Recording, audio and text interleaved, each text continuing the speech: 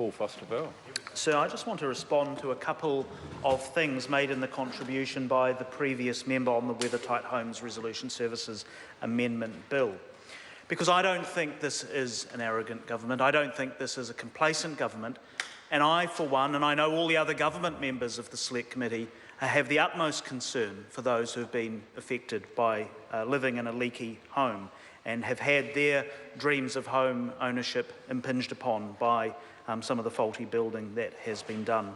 Sir, this is a very narrow bill. It doesn't purport for a moment to resolve all those wide and varied issues suffered by the thousands of people who have had leaky home. It deals specifically and is in direct response to a court case where we had a ruling from the Supreme Court which differed from previous definitions of the built date of a building as given in Court of Appeal and High Court cases. So it responds specifically to that issue, Mr. Mark, not to the wider issues.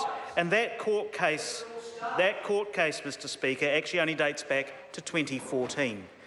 It also deals with a technical issue raised in that court case around where the legislation sits, and it is right and proper that we clarify in this House that this is in the Act rather than sitting in the Gazette. Sir, this isn't a bill which solves everything for everybody, but it makes, I think, a practical change that will impact upon those 70 or so claimants in a favourable fashion, and for that reason I commend it to the House.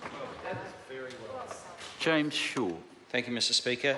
I rise in support of the Weathertight Homes Resolution Services Scheme. I just wanted to pick up on